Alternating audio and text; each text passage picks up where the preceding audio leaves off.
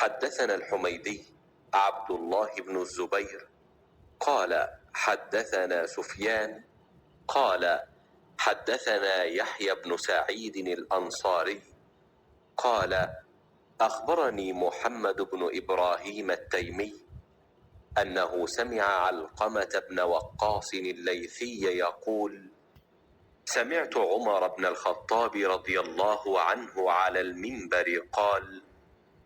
سمعت رسول الله صلى الله عليه وسلم يقول: إنما الأعمال بالنيات وإنما لكل امرئ ما نوى، فمن كانت هجرته إلى دنيا يصيبها